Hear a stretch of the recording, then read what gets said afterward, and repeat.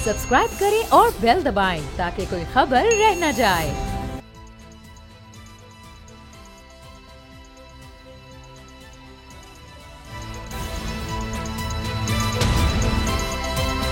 अब पता चला। बिस्मिल्लाहिर्रहमानिर्रहीम, अस्सलाम वालेकुम। मैं हूं मोहम्मद उसामा गाजी और आप देख रहे हैं अब पता चला। हर दिन एक नई खबर लेकर आ रहा है और ये नई मखलूत हुकूमत के लिए मुश्किल दिन बनता चला जाता है। और आप देखिए कि एक तरफ अब पंजाब से हुकूमत निकलती नजर आ रही है और फिर लग रहा है कि तहरीक इंसाफ पंजाब में हुकूमत बनाने की पोजीशन में है, क्योंकि मुनहरिफ अराकीन अगर डी सीट हो जाते हैं तो उसके बाद मेजॉरिटी लग रही है कि 2 वोट्स की बर्तरी परवेज़ इलाही साहब को हासिल हो सकती है। वो किस तरह से, वो भी आपके सामने रखेंगे। इसके साथ साथ आप ये देखिए कि शेख रशीद अहमद साहब ये दावा करते नजर आ रहे हैं कि इंटरव्यूज शुरू हो गए हैं, निगरान वज़ीर आज़म के लिए इंटरव्यूज शुरू हो गए हैं और मईशतदान जो हैं वो इस सीट के लिए बड़े मौजू करार दिए जा रहे हैं। अब्दुल हफीज़ शेख साहब माजी में खजाना को देखते रहे, वज़ीर खजाना रहे और उनकी पाकिस्तान में अचानक वापसी हुई और बड़ी चहमगोइयां इस हवाले से हो रही हैं। फिर देखिए बलूचिस्तान में भी तब्दीली की हवा चल पड़ी और ये देखा गया है कि आगाज जब भी कोई हुकूमत जाती है, हमने देखा कि आगाज बलूचिस्तान से होता है। नून लीग के साथ ये हुआ था, तहरीक इंसाफ की हुकूमत के साथ ये हुआ और अब देखते हैं कि अब आगे क्या होता है। इस बारे में बात करेंगे। और IMF से मुज़ाकरात बड़े क्रूशल मुज़ाकरात हैं, क्योंकि पाकिस्तान इस वक्त बड़ी खतरनाक सूरत हाल से दुचार है, क्योंकि अदम इस्तेहकाम इतना ज़्यादा है, हुकूमत फैसले ले नहीं पा रही। और पाकिस्तान की तारीख में कम ही ऐसा हुआ होगा कि कोई हुकूमत ज़बरदस्ती बिठाई गई हो। ज़बरदस्ती से मेरी मुराद ये है कि खुद नून लीग जो मेजॉरिटी पार्टी है, जिसका वज़ीर आज़म है, जिसका वज़ीर आला पंजाब अब भी है, वो नहीं चाहती कि वो हुकूमत करे। और जरदारी साहब जो वो कह रहे हैं कि हिम्मत करें, आपने ये सारी जमातें 10 से ज़्यादा जमातें हैं, एक एक चीज़ में मुशावरत हुई, सब आपको पता था, हर जगह आपके साथ थे, आपकी मुशावरत से, आपकी मर्जी से फैसले हुए, अब थोड़ा हिम्मत तो करें। तो सिवाय जरदारी साहब के कोई हिम्मत नहीं बता रहा। खुद शहबाज शरीफ साहब, उनके बड़े भाई नवाज शरीफ, वो हुकूमत में नहीं रहना चाहते, वो जाना चाहते हैं। तो जब कोई ज़बरदस्ती काम लिया जा रहा होगा तो शायद फिर यही सूरत हाल होगी। जब ये ज़बरदस्ती से कुर्सी पर बिठाया जा रहा है तो फिर क्या पंजाब में वज़ारत आला को बचाया जा सकेगा, जहां अब तक नून लीग हुकूमत नहीं बना सकी, अब तक वज़रा सामने नहीं आ सके, काबीना तश्कील नहीं पा सकी और अब एक नया पेंडोरा बॉक्स खुल गया है। मुशावरत हर तरफ से हो रही है, हत्ता कि इलेक्शन कमीशन भी कह रहा है कि सुप्रीम कोर्ट का जो मुनहरिफ अराकीन के हवाले से राय सामने आई है, फैसला नहीं कहेंगे टेक्निकली, लेकिन चले फैसला भी कह दे तो इतना हर्ज नहीं है, आम फहम जुबान में कहा जा सकता है। तो बहरहाल अब उससे भी रहनुमाई ली जाएगी। तो क्या बनेगा इस हुकूमत का? डॉलर 200 रुपए क्रॉस कर गया जो हम बता रहे थे और अभी भी हुकूमत की तरफ से कोई खास इक़दामात नजर नहीं आ रहे। ग्रोथ पाकिस्तान की कम दिखाने की कोशिश हुई और चीफ इकोनॉमिस्ट ने इस्तीफा दे दिया है, कहते हुए कि मैं इस तरह से झूठ, फरेब, धोखा, फ्रॉड नहीं कर सकता। तकरीबन 6% की ग्रोथ मौजूदा हुकूमत, पब्लिक अकाउंट्स कमेटी में पता चल रहा है 5.97%, यानी तकरीबन 6% की ग्रोथ पाकिस्तान में हो रही है। मईशत इस तरह से बढ़ रही थी, लेकिन अब आगे क्या बनेगा? नज़ीर लगारी साहब और नूर आरिफीन मेरे साथ हैं। लगारी साहब, जो नंबर गेम मेरे पास इस वक्त मौजूद है उसमें वैसे तो देखा जाए, अगर मुनहरिफ अराकीन डी सीट हो जाते हैं तो 197 वोट मिले थे हमजा शहबाज साहब को जब वो वज़ीर आला बने। 25 लोग इसमें से जाएंगे, 26 बल्कि, तो 171 तादाद रह जाएगी उनके पास और 169 यानी 171 से 2 कम तादाद रहेगी काफ लीग और तहरीक इंसाफ यानी परवेज़ इलाही साहब के पास। लेकिन इसके साथ मुनहरिफ अरकान में से 2 मसीही, एजाज मसीह, हारून मसीह और 3 खवातीन अरकान बशमूल आयशा चौधरी, साजिदा यूसुफ और उज़मा कारदार की जगह तहरीक इंसाफ फौरी नए अरकान असम्बली नामजद कर देगी, क्योंकि ये इनडायरेक्ट ये लोग स्पेशल सीट्स पे आएंगे तो फौरी। तो इस तरह तादाद हो जाएगी 174 तहरीक इंसाफ और काफ लीग मिलाकर, जबकि मुस्लिम लीग नून के उम्मीदवार के पास 171 वोट रह जाएंगे। तो लगारी साहब, आप क्या देख रहे हैं अगर ये रन ऑफ की पोजीशन में हम जा रहे हैं, क्योंकि 186 तो अब कोई भी पूरे नहीं कर सकेगा? जी, आपने जो हिसाब किताब लगाया उस हिसाब से तो फिर हमजा शहबाज चले जाएंगे और उनके जाने का वक्त ज़्यादा दूर नहीं है। हम जो अरकान की तादाद है उसको कम कर सकते हैं, ना बढ़ा सकते हैं और ना हम इस सूरत हाल को तब्दील कर सकते हैं। सूरत हाल सामने है, कोर्ट के डिसीशन के बाद वो जो अरकान डी सीट हुए हैं या होने जा रहे हैं या होने वाले हैं या इसके बारे में कोई नोटिफिकेशन आने वाला है तो उसके बाद ही पता चल सकेगा कि नोटिफिकेशन क्या होता है اور کس طرح سے ہوتا ہے، دوبارہ ووٹنگ کیا ہوتی ہے، دوبارہ ووٹنگ کے بعد کیا صورتحال پیدا ہوتی ہے. تو نئی ڈیولپمنٹس کو دیکھتے ہیں، بہت دلچسپ ہوں گی. سیاست میں اس طرح کے مواقع پہلی بار آ رہے ہیں کہ ہم ان چیزوں کو اس طرح سے ہوتا ہوا دیکھ رہے ہیں، اور پورے ملک میں ایک اچھی صورتحال ہے جو ہم صحافیوں کے لیے انوکھی بھی ہے، نئی بھی ہے اور دلچسپ بھی ہے. ہم دلچسپی سے اس صورتحال کو دیکھ رہے ہیں. لگتا یہی ہے کہ شہباز شریف چیف منسٹر کی دوڑ میں پیچھے رہ جائیں گے اور ایک ووٹ کی اکثریت سے شاید چودھری پرویز الہی وزارت اعلیٰ پر آ جائیں گے اگر یہ سب کچھ سموتھ ہوا. جی. اور اس کے علاوہ تاریخ میں بہت کچھ اور ہوتا رہا ہے، اب بھی بہت کچھ اور ہو بھی سکتا ہے، لیکن یہ میری خواہش نہیں ہے، لیکن ہوتا رہا ہے، اس لیے میں اس کا ذکر کر رہا ہوں کہ بہت کچھ اور بھی ہو سکتا ہے. اور بھی بہت کچھ ہو سکتا ہے. نور العارفین، کیا الیکشن کمیشن کچھ ایسا کر سکتا ہے کہ کہے کہ جی نہیں، یہ منحرف اراکین جو ہیں 26 تعداد میں نہیں، ان کو ڈی سیٹ ہی نہیں کرنا؟ پھر ظاہر ہے کہ پھر عدالت جایا جائے گا. سپریم کورٹ کی جو رائے ہے وہ ظاہر ہے لوور کورٹس کے لیے تو ایک فیصلے کی حیثیت رکھتی ہے، تو وہاں بھی معاملہ رہے گا. یعنی عدم استحکام تو پکا نظر آ رہا ہے، کلیئر کٹ ہمیں نہیں نظر آ رہا کہ حمزہ شہباز صاحب بڑی کمفرٹیبل پوزیشن میں ہیں، شہباز شریف صاحب تو مشکل میں ہیں ہی. اچھا، حمزہ شہباز کے بارے میں نے آپ سے پہلے بھی عرض کیا تھا کہ حمزہ شہباز نہیں تو کوئی اور، وہ نہیں تو کوئی اور. یہاں آپ نے جس اعداد و شمار کی ہیر پھیر کا ذکر کیا، اگر اس پر یقین لیا جائے، ایمان لے آیا جائے، تو پتہ یہ چلتا ہے کہ حمزہ شہباز کی وکٹ جانے کے بعد چودھری پرویز الہی جیسا نابغہ روزگار پنجاب کی چیف منسٹرشپ کے عہدے کے لیے جو ہے وہ خود بخود آ جائے گا. چودھری پرویز الہی کا جو پولیٹیکل پروفائل ہے اسے دیکھ کر کے موسٹ ریسنٹ ان کی جو بھی حرکات و سکنات ہیں، آپ اس سے تھوڑی دیر کے لیے صرف نظر کر سکتے ہیں. گورننس کے حوالے سے وہ چودھری پرویز الہی نے 1122 جیسی جو ریسکیو فیسلٹی شروع کی تھی. اس کے علاوہ پنجاب کے طول و عرض میں جو گورننس کے نت نئے معیارات وغیرہ قائم ہوئے تھے، جس کے بارے میں آئے دن مختلف مثالیں دی جاتی ہیں. شہباز اسپیڈ سے کچھ کم بہرحال ان کا پروفائل نہیں ہے. اس حساب سے یہ پاکستان کے لیے، پنجاب والوں کے لیے ایک اچھی خبر ہونی چاہیے. جی. کیونکہ اس سے پہلے پنجاب جن مضبوط انورٹڈ کاماز میں کہہ رہا ہوں، مضبوط ہی مت سمجھ لیجئے گا، جن مضبوط ہاتھوں میں دیا گیا تھا، اس کے بعد کا نتیجہ آپ کے سامنے ہے. ایک ایسا آدمی جو نہ بات کر سکتا ہے، جو سمن بکمن کی عملی نظیر عملی تفسیر تھا، جسے صرف یس سر کہنے اور سلام صاحب کہنے کے جرم میں پنجاب سے بدلہ لینے کے لیے وہاں بٹھا کر کے رکھا گیا تھا، اس سے تو یقیناً 1000 گنا بہتر چوائس ہیں چودھری پرویز الہی. آپ نے انٹرو میں ایک بات کا ذکر کیا، میں چاہ رہا ہوں کہ اس کی تردید پہلے بآواز بلند کر کے پھر ہم آگے بات کریں. آپ نے فرمایا نون لیگ نہیں چاہتی کہ حکومت کرے. اچھا. دوسرا آپ نے یہ بھی کہا کہ آصف علی زرداری جو ہیں وہ حکومت کو دلاسے دے رہے ہیں. میں یہ پوچھنا چاہتا ہوں کہ نون لیگ کیا فلاحی تنظیم ہے؟ کیا سماجی کام کرتی ہے؟ نون لیگ کے جو کرتا دھرتا ہے، نون لیگ کی جو یہ ایک پریوار ہے، یہ ایک سیاسی پریوار ہے جس میں تو نہیں تو میں اور میں نہیں تو میں، ہمیشہ پرائم منسٹر، وزیر، سفیر، مشیر یہ سب بنتے ہیں. جی. یہ کیا عوام کی خدمت کے لیے آتے ہیں؟ آپ کے خیال میں اگر یہ ان کی زندگی کا واحد مقصد خدمت ہی ہوتا تو نواز شریف نکالے جانے کے بعد مجھے کیوں نکالا کا راگ الاپتے ہوئے پورے پاکستان میں دندناتے وہ کیوں گھوم رہے تھے؟ جی ٹی روڈ گھیر کر کے مہینوں آصف نواز شریف کا وہ بین کیا آپ نے نہیں سنا؟ نون لیگ اقتدار میں آئی ہے، خود آئی ہے، شوق سے آئی ہے. اور نون لیگ کیا کوئی بھی سیاسی جماعت، آپ کی سیاسی جدوجہد کا مرکز و محور کیا ہوتا ہے؟ کسی پوزیشن کا، کسی منصب کا حصول.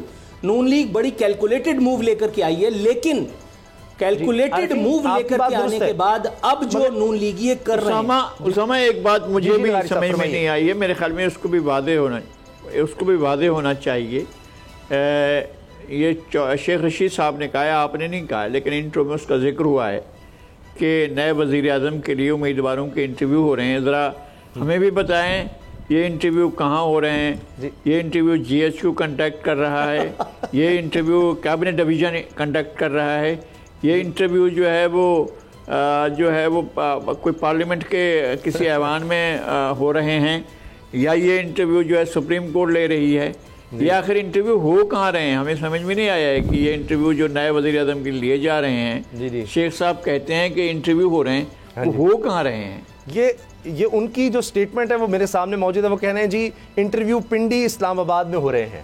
بس اب جو وہ کہہ رہے ہیں ہم تو وہی کہہ سکتے ہیں, آگے تو پھر خود سے اندازے لگا سکتے ہیں. اچھا, لیکن ان کے کہے پہ آپ زیادہ سیریس مت ہوں, زیادہ سیریس مت ہوں, کیونکہ انہوں نے ابھی کھڑے یہ کہا ہے کہ ڈالر 206 روپے کا ہو چکا ہے. آپ ابھی ذرا کسی سے فون کر کے معلوم کیجئے, ڈالر 200 روپے کا ہے, 6 روپے انہوں نے اضافی طور پر اسٹیج پہ کھڑے ہو کر کے چول ماری ہے. اصل میں ان کو زیادہ سیریس مت لیجیے میرے خیال. نہیں, آپ صحیح کہہ رہے ہیں عارفین, لیکن بعض اوقات ہوتا ہے 203 204, تو میرے علم میں بھی آیا ہے کہ جب کسی آپ آدمی سے خریدیں یعنی اوپن مارکیٹ میں, تو وہ ضروری نہیں ہے کہ وہ آپ کو 200 روپے میں ہی دے گا. وہ انٹر بینک میں تو چلیں ٹھیک ہے, لیکن باہر مارکیٹ میں 2-4 روپے اوپر ہو جاتا ہے, اتنا معاملہ تو آگے پیچھے ہو جاتا ہے. اس کے بعد سے بلیک کہہ دیں یا جو بھی آپ اس کو نام دے دیں, اتنا لوگ کر لیتے ہیں. لیکن لغاری صاحب یہ اب جس طرح سے ہم دیکھ رہے ہیں سیاسی ابہام تو موجود ہے اور وہ حل نہیں ہو پا رہا. عارفین نے جس طرح سے بات کی کہ جی بڑے شوق سے آئے ہوں گے, لیکن پھر مریم صاحبہ نے کہا کہ جی ہمیں 2 تہائی صرف چاہیے, یہ وزن نہیں ہمیں اٹھانا چاہیے.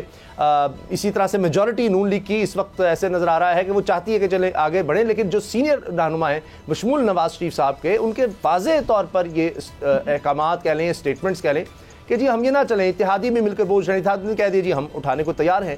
تو آپ کو نظر آ رہا ہے کہ وہ بوجھ اب اٹھانے کی طرف جایا جا رہا ہے.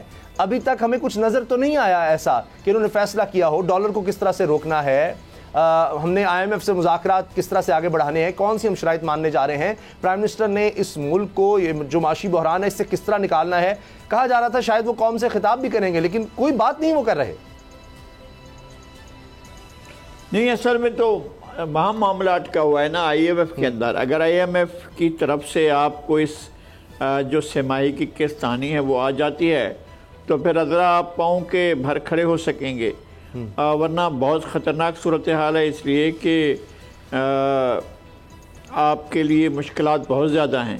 میرا خیال ہے کہ یہ قسط آپ کو مل جائے گی, اور اس کے لیے بعض اقدامات بھی کیے جا رہے ہیں. جیسے آج جو ہے وہ انہوں نے ایسی امپورٹس کو کٹ کیا ہے جو امپورٹس ان کے خیال میں تعیشات ہیں, عیاشی کے لیے ہوتی ہیں, لیگژریز کی ہیں, ان کو کٹ کرنے کا اعلان کیا ہے. کچھ اور فرمائشیں بھی پوری کریں گے, لیکن ان کے لیے سب سے بڑا مسئلہ یہ ہے کہ وہ بڑی فرمائش کیسے پوری کریں. جو پیٹرول اور ڈیزل کی قیمتوں میں اضافے کی شرط ہے وہ سنگین شرط ہے, اور وہ ایک ایسی مسئلہ پیدا کر سکتا ہے جس سے حکومت کی ہر چیز ہل کر رہ جائے گی. تو اگر آ جاتے ہیں وہ 1 ارب جو IMF سے آنے ہیں, تو پھر سعودی عرب کی گارنٹی بھی آ جائے گی, پھر UAE کی گارنٹی بھی آ جائے گی, پھر چائنا بھی آپ کے ساتھ آ جائے گا, پھر سب کچھ ٹھیک ہے ہو جائے گا. باقی لوگ بھی اس طرح سے رکے ہوئے ہیں چونکہ آپ کو IMF کی طرف سے کوئی یقین دہانی حاصل نہیں ہوئی ہے. اب IMF کے ساتھ مذاکرات ہو رہے ہیں, IMF اپنی شرائط بھی کر رکھے گا, لیکن میرا خیال ہے, میرا اپنا ذاتی خیال یہ ہے کہ شاید اس دفعہ یہ قسط ریلیز ہو جائے گی آپ کی, اور آپ اس بڑے بحران میں نہیں پھنس سکیں گے. آگے دیکھتے ہیں کیا ہوتا ہے. چلیں اللہ کرے کہ پہلے ہی بحران سا ایک نظر آ رہا ہے, اب یہ مزید نہ بڑھے, تو معاملات کس طرح طے ہو جائیں. ہم تو چاہتے ہیں کچھ تو ملک میں استحکام نظر آئے. لیکن نور العارفین, ابھی جو اجلاس ہوا وزیر اعظم کی زیر صدارت, پیپلز پارٹی کے شریک چیئرمین آصف علی زرداری بھی ہیں, MQM کے کنوینر خالد مقبول صدیقی بھی, فضل الرحمان صاحب بھی, اور وہ کہتے ہیں 2023 تک ہمیں آگے چلنا چاہیے, لیکن اس کے لیے وہ کہہ رہے ہیں ہم آپ کے ساتھ ہیں, بالکل آپ مشکل فیصلے کریں. اب مسئلہ مثال کے طور پر MQM تو یہ واضح طور پر کہہ کے گئی کہ جی عوام پر پریشان ہے, مہنگائی ہے, یہ سب کچھ ہے. دیگر کہا جو منحرف اراکین تھے ان کے میں نے انٹرویوز دیکھے کہ جی یہ آٹے کی قیمت کم کر دیں, پیٹرول کی قیمت کم کر دیں, تو میں آج بھی ان کے ساتھ ہوں. یہ میں نے خود سٹیٹمنٹ ایک نہیں کئی دفعہ سنی مختلف لوگوں کی. تو جب وہ بڑھیں گی تو پھر کیا وہ جواز ایک مشکل نہیں ہو جائے گا کہ جی ٹھیک ہے انہوں کو مشکل فیصلے کرنے پڑے. جب یہی مشکل فیصلے عمران خان کر رہا تھا تو وہ برا تھا, جب یہی جواز وہ دے رہا تھا تو وہ برا تھا کہ جی انٹرنیشنل مارکیٹ میں آپ دیکھیں قیمتیں بڑھ رہی ہیں, اس وقت وہ نااہل تھا. اب یہ قیمتیں بڑھا کر کیسے اہل ہو جائیں گے؟ گندم کی قیمت بڑھ چکی ہے, ابھی سبسڈی ختم نہیں ہوئی تیل پر, گندم قیمت بڑھ گئی, چینی کنٹرول نہیں ہو رہی, دیگر معاملات نہیں کنٹرول ہو رہے. وزیر اعظم جب یہ کہہ دے گا میں کپڑے تک بیچنے کو تیار ہوں, اب سوچئے کتنی خوفناک صورتحال ہوگی. ایک پرائم منسٹر, ایک چیف ایگزیکٹو کسی ملک کا کہہ رہا ہے, ایک زرعی ملک کا, کہ میں کپڑے اپنے بیچ دوں گا لیکن میں گندم سستی کروں گا, خوراک سستی کروں گا. وہ بڑا سیریس, بڑا سنجیدہ نظر آتا ہے شاید اس معاملے میں, اتنا جذباتی نظر آتا ہے لیکن بے بس ہے. تو اب ایم کیو ایم یا دیگر جو لوگ چھوڑ کر گئے تھے عمران خان کو مہنگائی کے بہانے پہ, اس کے بعد ان کے ووٹر کے پاس کیا وہ خود لے کر جائیں گے, کیا جواز لے کر جائیں گے کہ جی اس سے زیادہ آپ نے مہنگائی کر دی جا کر, عدم استحکام کی وجہ سے ہوگا یہ؟ اچھا, سب سے پہلے تو ریکارڈ پہ رہے کہ آپ نے فل ٹاس خود دیے, ایم کیو ایم کا سوال آپ نے خود مجھ سے پوچھا ہے. اچھا چلے نہیں, چلے میرے سے غلطی ہو گئی, آپ اس کو آپ ایسا نہ کریں. اس لیے میں اپنی رائے میں آزاد ہوں. نہیں, آپ سنگل یا ڈبل, اس پر سنگل یا ڈبل کر دیجیے, چھکا نہیں لگانا پلیز. نہیں, فل ٹاس میرا سوال ہو گیا, اب جواب آنا چاہیے. نہیں دیکھیں اتنا تو سوال ہو گیا نا. نہیں, آن اے لائٹر نوٹ, آپ نے شہباز شریف صاحب کا ذکر کیا. آپ نے کہا کہ انہوں نے کہا کہ جی وہ کپڑے بیچ کر کے بھی اور گندم جو ہے وہ آٹا جو ہے لوگوں کو پہنچائیں گے. میں یہاں عمران خان صاحب کا وہ بیان, وہ جو انہوں نے حضرائے تفنن کہا تھا, کوٹ کروں گا کہ شہباز شریف خدا کے واسطے کپڑے نہ بیچنا, کیونکہ بڑا پھر معاملات ادھر ادھر ہو جائیں گے. ایم کیو ایم والی بات آپ نے کی, لاجیکلی اخلاقی بنیادوں پر آپ بالکل ٹھیک کہہ رہے ہیں کہ ایم کیو ایم اپنے ووٹرز سپورٹرز کو کیا منہ دکھائے گی. لیکن میں آپ کو یہ بتاتے ہوئے بڑی مسرت محسوس کر رہا ہوں کہ یہ ایم کیو ایم عرصہ نہ جانے کتنے سے اپنے انہی ووٹرز سپورٹرز کو یہی منہ دکھاتی رہی ہے, کبھی مہاجرزم کا کارڈ دے کر کے, کبھی پیپلز پارٹی سے آزادی کے نام پر. تھوڑے دنوں پہلے عمران خان صاحب کے برے ہونے سے تھوڑے دنوں پہلے پیپلز پارٹی کے خلاف جو جہاد ہو رہا تھا, اس پر میں نے اپنے پروگرام میں تفصیلی ایک کمپیریزن انالیسس دیا تھا. ایم کیو ایم کے رہنماؤں کا اباؤٹ سندھی وڈیراز اور سندھ کے جاگیردار اور کراچی کے جو ہے وہ حقوق کو غصب کرنے والے پیپلز پارٹی کے رہنماؤں کے بارے میں, اور اس کے بعد اب آپ ان کی گاڑی چھنتے ہوئے بھی دیکھ رہے ہیں. ان کے ووٹر سپورٹرز کی اگر آپ جہاں تک بات کر رہے ہیں, ووٹر سپورٹرز کو تو مہنگائی, معاشی بحران اس نے پریشان کیا ہوا ہے. ان کو تو آٹے کی لائن میں لگا رکھا ہے, ان کو اے ٹی ایم کی لائن میں خوار کیا ہوا ہے, ان کو ٹرانسپورٹ نہیں مل رہی, کراچی میں سڑک نہیں ہے چلنے کے لیے, اور بھٹو والوں کا سفر جاری ہو ساری ہے. ان کو تو پیپلز پارٹی نے وہاں ٹھیک ٹھاک انگیج کیا ہوا ہے, تو ان کو سر اٹھانے کی فرصت نہیں ملے گی, وہ سوال نہیں کر سکیں گے. آپ کے خیال میں کیا اخلاقی بنیادوں پر ایم کیو ایم کو یہ دونوں وزارتیں ملی ہیں؟ آپ بالکل ٹھیک کہہ رہے ہیں کہ عمران خان کیوں برا تھا, وہاں پہ بھی تو آپ کو 2 وزارتیں ملی ہوئی تھیں. اگر یہ صرف 2 وزارتوں کی ہی بات تھی, عمران خان کے دور میں بھی یہ سارے فیصلے ہو سکتے تھے. ابھی آپ دیکھیے کہ کیا شہباز شریف صاحب, آصف علی زرداری ان کو کہہ رہے ہیں ہم آپ کے ساتھ ہیں, فضل الرحمان صاحب کہہ رہے ہیں کہ ہم ان کے ساتھ ہیں, ایم کیو ایم خالد مقبول صدیقی ایکسیٹرا وہ ان کو کہہ رہے ہیں کہ ہم آپ کے ساتھ ہیں. لیکن سب سے بڑا جو سرپرائز ہے وہ یہ کہ وہ آدمی کہ جس کی سپیڈ کی باتیں کی جاتی تھیں, جس کے بارے میں اس کی ایڈمنسٹریٹرشپ کے گانے گائے جاتے تھے, میں اس کا ریلیکٹنس, اس کا سبب تلاش نہیں کر پا رہا ہوں. اس کا سبب کوئی اگر سمجھ پائے تو مجھے بھی بتایا کہ وہ وزیر اعظم, انہوں نے ابھی تک پبلک کو اپنے درشن کیوں نہیں دیے, انہوں نے عوام سے ایک ٹاکرا کیوں نہیں کیا, یہ کیوں نہیں بتایا کہ عمران خان حقیقی بنیادوں میں پاکستان کو, پاکستان کی معیشت کو, اس ناؤ کو جسے وہ ڈوبتی قرار دے رہے ہیں, کہاں چھوڑ کے گئے تھے. اور اب شہباز شریف کے پاس ایسا کیا لیڈر سنگھی ہے جسے دیکھ کر کے وہ پاکستان کو ایک سپر پاور بنانے کے لیے جا رہے ہیں. نور عارفین, آپ مجھے نہیں لگتا زیادہ مطالعہ کرتے ہیں. اگر آپ دیکھیں پاکستان کے تمام اخبارات میں ہاف پیج کے اشتہار اور ٹیلی ویژن پر بھی اشتہار موجود ہیں, تو لغاری صاحب وہ تو دکھا رہے ہیں کہ ہم نے کس طرح کارکردگی دکھائی تھی اور اب ہم بدلیں گے اور قوم اپنے مجرم جانتی ہے, پوری انہوں نے کیمپین چلائی ہے. کیا یہ کافی ہوگی لغاری صاحب آپ کی نظر میں؟ شہباز شریف صاحب اگر حوصلہ کریں مشکل فیصلے کر کے, کیونکہ خوف جو نور عارفین بات کر رہے ہیں وہ خوف یہ ہے کہ ووٹر ہمارا پریشان ہو جائے گا کہ ہم نے نعرہ مہنگائی مکاؤ کا لگایا تھا اور ہمیں آتے ہی مہنگائی کرنی پڑ گئی اور ہم 1-1.5 سال میں کچھ ایسا نہیں کر سکیں, کیونکہ جو مہنگائی کا امپیکٹ ہوگا, جو آج فیصلے لینے ہیں اس کے رات اثرات آنا 3 سے 6 ماہ بعد پراپر طریقے سے شروع ہوں گے, اور ان کو ریورس کرنے میں تو آپ کو کئی سال لگتے ہیں. تو اس لیے وہ شاید فیصلے لینا چاہ رہے ہیں اور گو مگو کی کیفیت ہے. تو وہ اب پچھلی 5 سال کی کارکردگی جو دکھا رہے ہیں لغاری صاحب اشتہارات میں, اخبارات میں, اب لوگ سوال کریں کہ اگر خزانے میں پیسے نہیں ہیں تو یہ آپ کیا کر رہے ہیں, لگژری آئٹمز آپ بند کر رہے ہیں تو پھر آپ یہ کیا کام کر رہے ہیں, یہ سوال ان سے پوچھے جا رہے ہیں, لیکن وہ مجبور ہیں. تو یہ اشتہارات دینے سے کیا وہ لوگوں کو اپنی طرف مائل کر سکیں گے, حمایت اپنی طرف کر سکیں گے کہ ہمیں مشکل فیصلے اس لینے پڑے ورنہ ہم بڑی اچھی کارکردگی دکھاتے؟ نہیں, اشتہار تو جب بھی چلائے جاتے ہیں وہ تو بس فارمیلٹی ہوتی ہے، اور میڈیا کے کچھ دوست ہوتے ہیں جن کو بتایا جاتا ہے کہ بھی ہم اشتہار بھی چلا رہے ہیں، اور کارکردگی کے اشتہارات پر نہ عوام متاثر ہوتے ہیں، نہ عوام اس پر ووٹ دیتے ہیں۔ لیکن مجھے پتہ ہے کہ بعض ایسے اقدامات کر سکتے تھے وزیر اعظم جن کے کرنے سے عوام کی توجہ اس طرف جا سکتی تھی، 100% جا سکتی تھی۔ میں اب بھی کہتا ہوں کہ وزیر اعظم نے بہت بڑا چانس مس کیا ہوا ہے، اور انہوں نے اس چانس نہیں لیا ہے کہ وہ ماسٹرز کے پاس جائیں، اور وہاں جائیں جہاں درد ہے، جہاں دکھ ہے، جہاں بھوک ہے، جہاں افلاس ہے، جہاں ہیضہ ہے، جہاں لوگ مر رہے ہیں۔ پیر کوہ میں لوگ مر رہے ہیں، بجنوٹ میں لوگ مر رہے ہیں، چولستان میں لوگ مر رہے ہیں، جگہ جگہ پر تھر پارکر میں لوگوں کی زندگی مشکل ہے، ہمارے یہ جو پہاڑی علاقہ ہے اس میں زندگی مشکل ہے، ڈیرہ غازی خان کے پہاڑی علاقوں میں پانی کی دستیابی نہیں ہے۔ یہ وہاں جا سکتے تھے، پوری میڈیا کو پوری توجہ ایک طرف دوسری طرف لے جا سکتے تھے کہ میں جہاں لوگوں کو دکھ ہے، جہاں لوگوں کا مسئلہ ہے، جہاں لوگوں کو پیاس ہے، جہاں ان کے پاس پانی نہیں ہے، جہاں اناج نہیں ہے، بالکل لے کر جاتے۔ یہ نظر آتا میں کہتا ہوں ایک ٹینکر چلا رہے ہوتے، آج تک وہ فوٹیج چل رہی ہوتی۔ جی لغاری صاحب، مجھے بریک لینی ہے، بریک کے بعد بات کریں گے مذاکرات کیا کامیاب ہو سکیں گے، بہت زیادہ ضروری ہے، ورنہ عالمی مالیاتی اداروں کا اعتبار پاکستان سے جاتا رہے گا۔ ابھی بھی معاشی طور پر اگر آپ دیکھیں تو پاکستان کی صورتحال اچھی نہیں ہے، بین الاقوامی سطح پر پاکستان کی معیشت کو کچھ اچھا نہیں سمجھا جا رہا کہ کس طرف یہ جا رہی ہے۔ تو حکومت اس وقت بڑی مشکل میں ہے، فیصلے اس کو لینے پڑیں گے اگر اس نے رہنا ہے تو۔ اس پر ہم بات کریں گے بریک کے بعد۔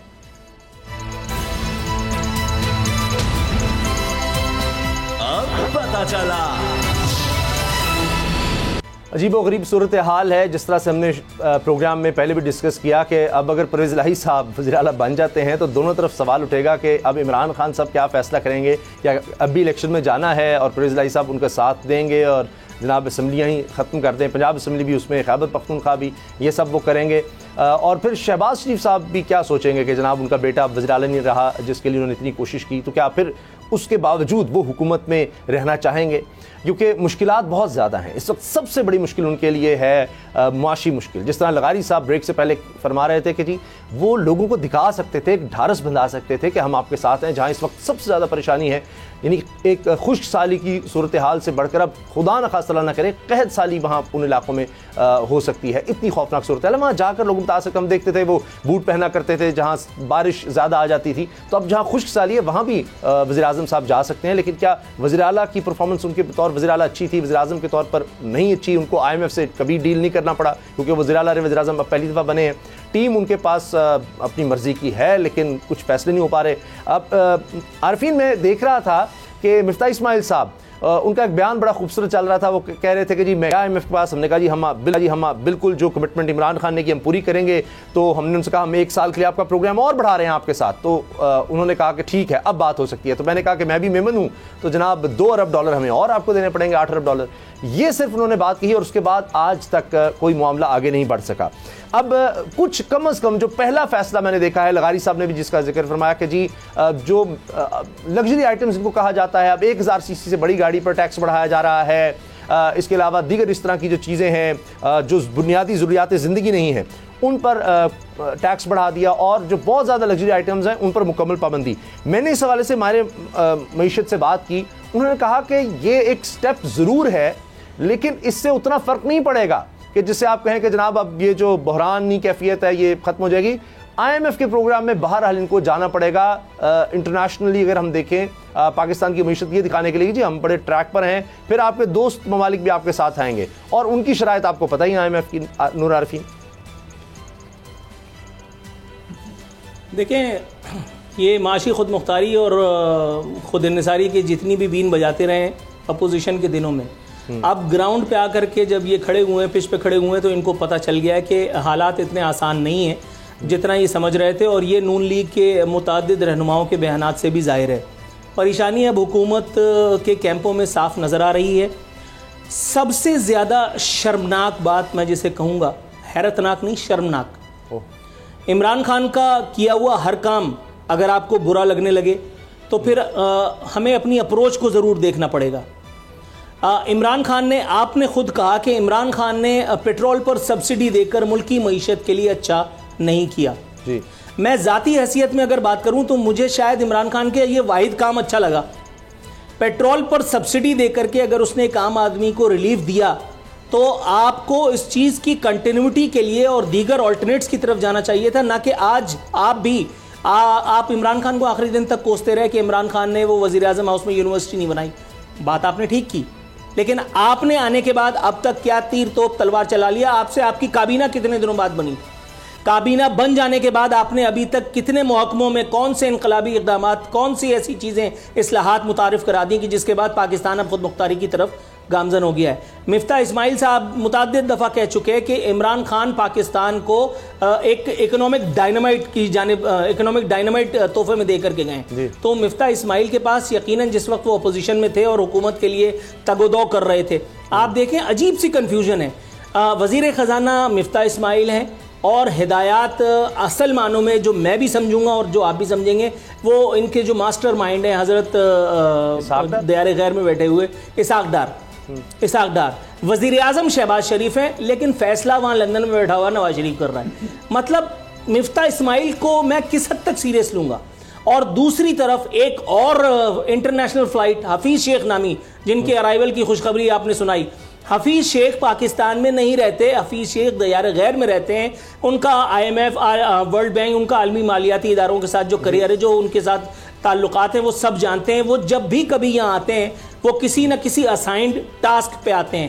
ایک ایسی جگہ کہ جہاں مفتاح اسماعیل کی اپنی نوکری خطرے میں ہے, مفتاح اسماعیل کی اپنی باتیں ان کے اوپر سوالیہ نشان لگا ہوا ہے, وہاں حفیظ شیخ کے آ جانے کے بعد کیا شیخ رشید کی باتوں سے اتفاق کرنے کو دل نہیں چاہتا کہ ٹیکنوکریٹ سیٹ اپ شاید آنے کے لیے جا رہا ہے؟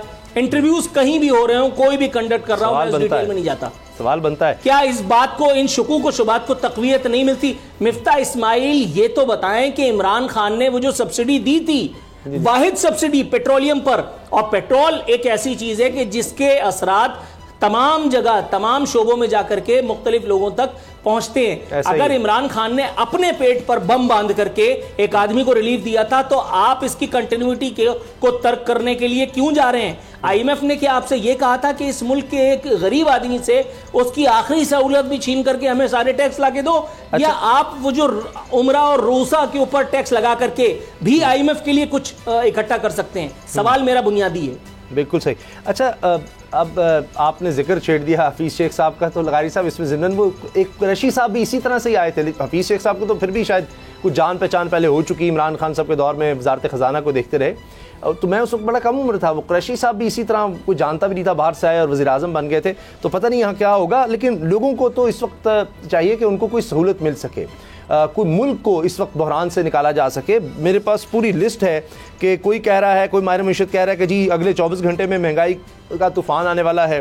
کوئی کہہ رہا ہے کہ جناب اقتصادی بحران پیدا ہو رہا ہے, بجلی تیل سمیت مہنگائی کا طوفان آنے والا ہے. یہ میں عابد سلیری صاحب کا آپ سے ذکر کر رہا ہوں. تو پوری ایک لسٹ ہے. اب اسی دوران چیف اکانومسٹ ڈاکٹر زبیر خان نے استعفیٰ دے دیا کہ جی GDP کا ڈیٹا تبدیل کرنے کے لیے حکومتی دباؤ آیا. انہوں نے کہا جی یہ میں کام نہیں کر سکتا.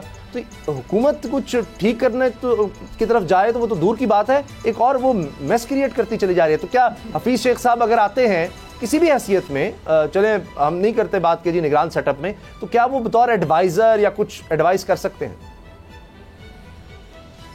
نہیں, میرا خیال ہے کہ حفیظ شیخ کیا مطلب زیادہ بہتر ہے. حفیظ شیخ سے تو اب شوکت عزیز کو واپس لیں, اس میں کون سا مسئلہ ہے؟ شوکت عزیز آ جائیں گے تو ان کی کارکردگی ان سے تو بہتر ہی ہوگی. آپ نے اگر ٹیکنوکریٹس ہی لینے ہیں تو کوئی انگریزی منگوا لینا. کیا ہے, آپ کو وزیر اعظم لگانا ہے نا, وہیں سے بڑا منجھا ہوا ان سے کہیں کہ جی آپ اپنا بندہ دے دیں, جو بھی ہم اپنے لگا لیں گے. ان کو ایک شناختی کارڈ دینا ہوگا, بنا دیں گے, ایک پاسپورٹ بھی دے دیں گے, اس میں کون سا مسئلہ ہے؟ ہم نے ان لوگوں کو نہیں دیے تھے کیا؟ معین قریشی کو نہیں دیے تھے. معین قریشی کے پاس پاکستان کی نیشنلٹی نہیں تھی, یہی مجھے یاد. اور معین قریشی کے پاس جو ہے وہ معین قریشی کے پاس جو ہے پاکستان کا شناختی کارڈ بھی نہیں دیا تھا. ہم نے ان کو شناختی کارڈ بھی دیا, اور ہم نے بھائی وائسرائے منگوانا ہے منگوا لیں, وائسرائے آپ کے پاس آ جائے گا. کوئی ایسا مسئلہ تھوڑی ہے, آپ وائسرائے کے ذریعے چلتے ہیں. اور شعیب بھی تو وائسرائے تھا جو ایوب خان کے دور میں تھا, اور اس کے بعد جتنے بھی آتے رہے آپ کی اکنامی کو چلانے والے, محبوب حق کے آپ وائسرائے تھے, وی اے جعفری بھی وائسرائے تھے, اور اسی طرح سے شاہد برقی بھی وائسرائے تھے، یہ اپنا شوکت علی بھی وائسرائے تھے، ہمارے پاس وائسرائے آتے رہتے ہیں اور ہم ان کے ذریعے اپنا کام چلاتے ہیں۔ اسحاق ڈار بھی ماشاءاللہ یہ بھی وائسرائے ہیں، اچھا، یہ بھی جب آئے ہیں انہوں نے اپنی معیشت چلائی ہے۔ تو ہمارے پاس تو وائسرائے آتے ہیں جو آپ کی اکنامی کو چلاتے ہیں۔ اچھا، مجھے بکھلاہٹ سمجھ میں نہیں آئی حکومت کی، بھئی حکومت کیوں بکھلائی ہوئی ہے؟ کوئی کام نہیں کر پا رہی ہے، اپنا وجود کا احساس تک نہیں دلا رہی ہے کہ حکومت ہے بھی نہیں ہے۔ عمران خان کو سنبھالیں، یہ عمران خان کو سنبھالیں، یہ جلسے جلوس کرتا پھر رہا ہے، کبھی کہتے ہیں اس کی کوئی پرواہ نہیں ہے، لیکن ویسے جب میٹنگز ہوتی ہیں کہتے ہیں اگر یہ ہمیں تنگ نہ کرے، ہمیں گارنٹی ملے اس کی کہ اس کو یہ ہمیں تنگ نہیں کرے گا، پھر ہم کچھ کر لیں۔ تو ان کو اس کا بہت زیادہ گارنٹی کیا، سیاست میں کوئی گارنٹی نہیں ہوتی ہے عمران، سیاست میں کوئی گارنٹی نہیں ہوتی ہے۔ عمران خان نے ایک طریقہ اختیار کیا تھا، سب کو پکڑ کر گرفتار کر لیا تھا، آپ بھی اٹھا لیں عمران خان کو گرفتار کر لیں اور جیل میں ڈال دیں۔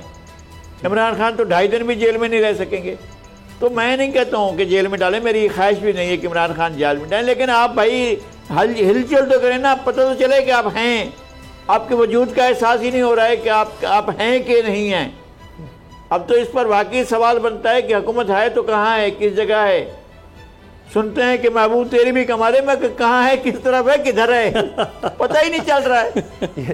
تو ایسی صورتحال میں ہم کیا کریں؟ ہمیں حکومت کا اگر آپ نے بڑی خوب بات کی، تو وہ یہ باتیں تو کبھی ہم عثمان بزدار صاحب تھے کہ دیکھیں کہ کہاں شہباز شریف، کہاں عثمان بزدار، یہ ایکٹیو ہی نہیں ہے۔ آج وہی بات شہباز شریف صاحب کے بارے میں کہی جا رہی ہے، اور لغاری صاحب جیسے جہاں دیدہ شخص وہ یہ بات کر رہے ہیں، تو یہ سوچنے کا مقام ہے کہ کیا ہو گیا ایسا، اتنی پیرالائزڈ گورنمنٹ ہم نے کبھی نہیں دیکھی۔ یعنی 1.5 ماہ ہونے کو ہے، کوئی ایک کام ہمیں تو دکھایا جائے، کوئی ایک کام اس حکومت کا جس پر ہم کہہ سکیں ہاں آج جو خبر آئی لغاری صاحب نے کہا بالکل وہ ہے کہ کچھ لگژری آئٹمز جو ہیں ان پر انہوں نے ٹیکس بڑھا دیا ہے، یہ کام کیا ہے، لیکن یہ ناکافی نظر آ رہا ہے۔ بریک لیتے ہیں اور بریک کے بعد ایک لغاری سب پہ بھاری۔ اب پتہ چلا۔ پاکستان کی حالیہ تاریخ میں دیکھیں تو بلوچستان حکومت کا کردار بڑا ایک عجیب رہا ہے، بڑا اہم رہا ہے۔ اگر آپ دیکھیں تعداد کے لحاظ سے، آبادی کے لحاظ سے سب سے یعنی کم آبادی نظر آتی ہے، رقبہ سب سے زیادہ نظر آتا ہے، مسائل بہت زیادہ ہیں، لیکن پاکستان کے حوالے سے کہیں تو آدھا پاکستان، کیونکہ یہاں پر اتنے قدرتی وسائل ہیں، معدنیات ہیں کہ پورے پاکستان میں یعنی آپ دیکھیں کہ اکانومی اگر چل رہی ہے، آپ گیس دیکھ لیں دیگر، تو وہ بلوچستان سے ہے۔ تو اس پر ہمیشہ کہا جاتی ہے بلوچستان پر توجہ دینے کی ضرورت ہے، بلوچستان پر توجہ دینے کی ضرورت ہے۔ لیکن ایک اور پہلو یہ ہے کہ ہم نے دیکھا کہ جب نواز شریف صاحب کی گورنمنٹ گئی تو پہلے تبدیلی وہاں پر بلوچستان میں آئی تھی، اور پھر ہم اس ڈیٹیل میں نہیں جاتے کہ اس وقت پاکستان پیپلز پارٹی بھی ظاہر مخالف تھی، وہ سب تھا، لیکن اب عمران خان صاحب کی گورنمنٹ جانے سے پہلے بھی ہم نے دیکھا کہ بلوچستان میں تبدیلی آئی تھی۔ اب ایک دفعہ پھر یہ ہو رہا ہے، تو لغاری صاحب یہ کچھ عجیب و غریب صورتحال ہے، یہ چل کیا رہا ہے بلوچستان میں؟ جی بلوچستان میں کمال ہو رہا ہے۔ بلوچستان میں جو ہے اب پی ٹی آئی سرگرم ہوئی ہے پھر تبدیلی کے لیے، اور یہاں پر پہلے پی ٹی آئی جام کمال کو ہٹانے کے لیے صف اول میں تھی، اور اب جو ہے وہی P T I Abdul Quddus Bizenjo کو ہٹانے کے لیے صف اول میں ہے، اور سردار یار محمد خم ٹھوک کر میدان میں آ گئے ہیں۔ اور اب وہ وہی باتیں جو جام کمال کے بارے میں کہا کرتے تھے، بالکل وہی باتیں جو ہیں وہ اب میر عبدالقدوس بزنجو کے بارے میں جام کمال بھی ساتھ ہیں۔ دلچسپ بات یہ ہے کہ جی جام کمال ساتھ کھڑے تھے، اور اب وہ ان کے بزنجو کے خلاف بات کر رہے تھے، لیکن دلچسپ بات اور بھی ہے جی کہ وہ عمران خان سے بھی اپنی ناراضگی، اپنے غصے اور اپنی مایوسی کا اظہار عمران خان سے بھی کر رہے تھے اپنی، حالانکہ یہ صوبائی صدر ہیں، پارلیمنٹ لیڈر ہیں اپنی پارٹی کے، لیکن اپنے انداز سے لگ رہا تھا کہ وہ عمران خان کے ساتھ بھی نہیں ہیں۔ اور ظاہر ہے کہ وہاں پر پارٹی چونکہ ان کے پاس اقتدار نہیں ہے، نامینیشن کا وہ نہیں ہے، صوبائی سربراہ ہیں پارٹی کے، اور وہ وہاں پر اپنے طور پر فیصلہ کرنے میں آزاد ہیں، اور وہ کریں گے فیصلہ، ان پر کوئی ڈیفیکشن کلاس بھی نہیں لگے گی، کیونکہ پارٹی کا کوئی فیصلہ نہیں ہے اس سلسلے میں، پارٹی یہ نہیں کہہ رہی ہے۔ میرا خیال ہے کہ گجرانوالے میں کہیں نظر آ رہے ہیں، شاید عبدالقدوس بزنجو پہنچے ہوئے ہوں گے، اور وہ جا کر اگر عمران خان سے ملتے ہیں کہ جی میرے سر پر ہاتھ رکھیں، تو پھر دوسری صورتحال ہوگی، لیکن عمران خان اتنا غیر مقبول فیصلہ بھی نہیں کریں گے۔ اس ساری کی ساری صورتحال میں اپنی شہرت کو داغدار کریں اور میر عبدالقدوس بزنجو کے سر پر ہاتھ رکھیں. وہ بہرحال بہت حد تک غیر جانبدار رہیں گے سارے گیم میں. میر عبدالقدوس بزنجو کے خلاف تحریک عدم اعتماد پیش کر دی گئی ہے اور اب دعویٰ ہے سردار یار محمد رنگ کا کہ ہمارے پاس مطلوبہ اکثریت موجود ہے اور ہم تحریک عدم اعتماد کامیاب اس میں منظور کرانے میں کامیاب ہو جائیں گے. اب زیادہ وقت نہیں ہے، بالکل آگے کی بات ہے. ابھی چند دنوں میں پتہ چل جائے گا. 14 دنوں میں ریکویزیشن ہوگی، اسمبلی کا اجلاس ہوگا، اس میں فیصلہ ہو جائے گا. یہ ایک دلچسپ صورتحال یہ بھی ہمارے سامنے جلدی آنے والی ہے. یہ بھی خوب ہے. اچھا ایک چیز مجھے یاد آ گئی، رند صاحب کی غالباً ملاقات زرداری تھی اور میں نے وہ دیکھا رولز رائس ان کے پاس گاڑی، تو میں بڑا حیران ہوا. بڑے یعنی ایسے شہر جو بڑے ترقی یافتہ یا کراچی لاہور، میں نے وہاں بھی کم ہی ایسی گاڑی دیکھی ہو، کبھی نہیں دیکھی شاید. تو یہ بھی لغاری صاحب جلدی سے اس پہ کمنٹ کر دیں کہ ہم بلوچستان میں بڑی بری صورتحال دیکھتے ہیں، لیکن وہاں پر جو اس طرح کے لوگ ہیں، بڑی اچھی بات ہے کہ چلیں صاحب ثروت ہوں، لیکن اتنا فرق نہیں ہونا چاہیے. تو ایسی گاڑی جو پاکستان میں شاید ہم گن سکیں، کیونکہ مجھے اور نہیں میں نے کہیں دیکھی کسی اور پولیٹیشین کے پاس یا کسی امیر آدمی کے پاس یہ گاڑی دنیا کی مہنگی ترین گاڑی سمجھی جاتی ہے. تو ان کے علاقے میں پھر غربت تو نہیں ہونی چاہیے لغاری صاحب؟ صرف چند جملے. نہیں، غربت وہ غربت اس لیے ہے نا کہ یہ گاڑی ہے. ایسی گاڑی جب آپ لیں گے تو پھر آپ اور کیا کریں گے؟ یہی گاڑی لے سکیں گے. لوگوں کو کیا دیں گے؟ لوگوں کو نہیں چاہیے کھانے کے لیے، لوگوں کو نہیں چاہیے پینے کے لیے، لوگوں کو کچھ روڈ رستہ بھی نہیں چاہیے، لوگوں کو سڑک بھی نہیں چاہیے، لوگوں کو جاب بھی نہیں چاہیے، نوکری بھی نہیں چاہیے. وہ بیچارے اپنی 4 بکریوں اور 2 بھیڑوں کے ساتھ گزارا کر رہے ہیں، ان کے لیے یہی بہت ہے. اور پھر ان کے حصے کے سارے فنڈز یہ کھا جاتے ہیں اور ان کے جو وسائل ہیں وہ بیچ جاتے ہیں.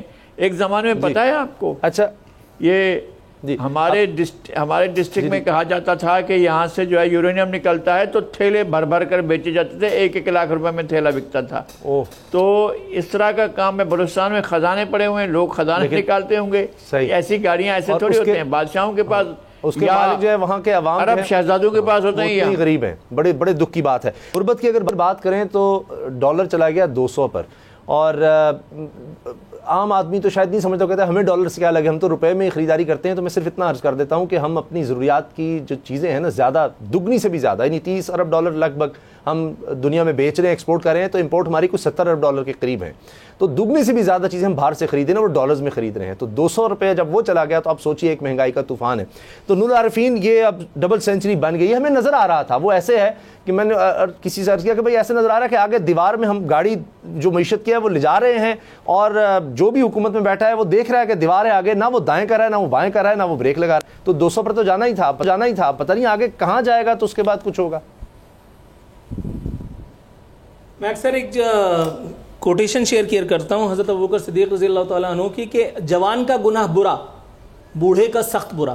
اللہ. اسی طرح سے ایک نااہل، نکمے یا غیر سنجیدہ، غیر ذمہ دار یا ایک نان پروفیشنل آدمی کی طرف سے سنجیدگی کے مظاہرے کی توقع رکھنا وہ ایک عبث ہوتا ہے. یا اگر وہ اس طرح کی حرکات و سکنات کر رہا ہے تو ٹھیک ہے، لوگ قبول کر لیتے ہیں.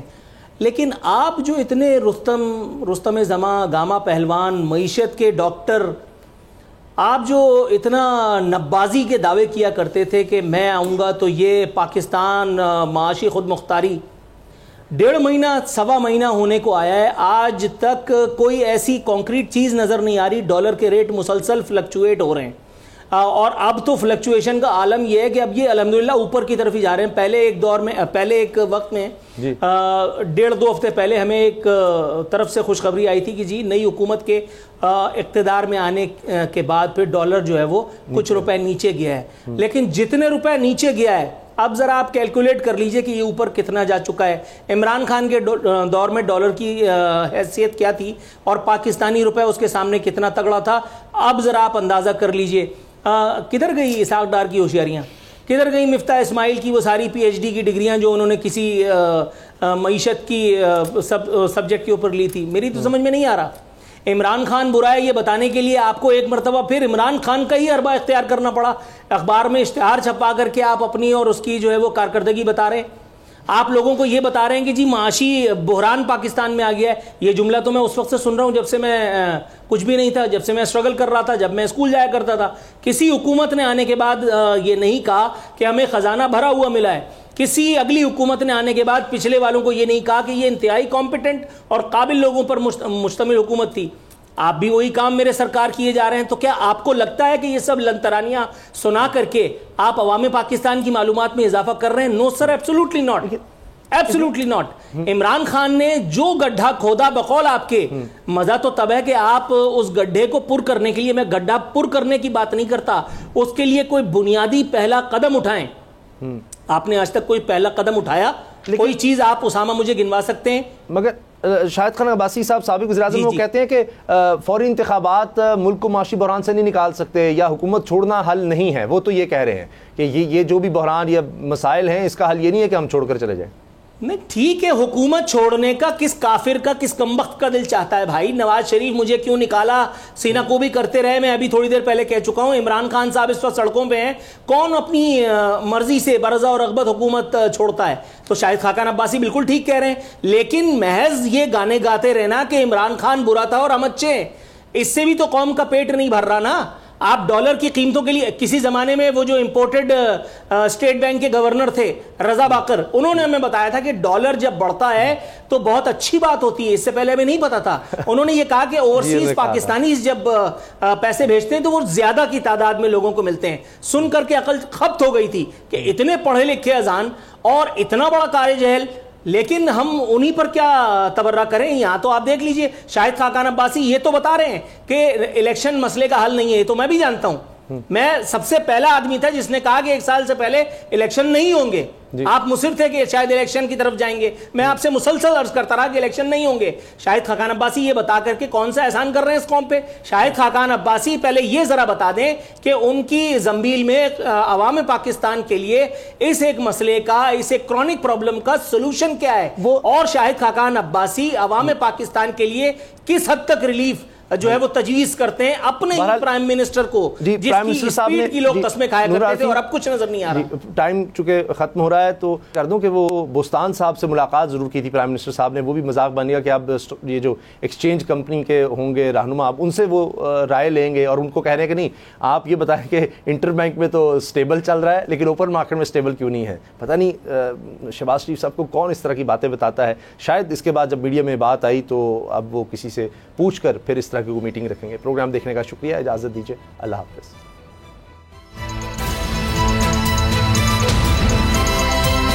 اب پتہ چلا. سبسکرائب کریں اور بیل دبائیں تاکہ کوئی خبر رہ نہ جائے.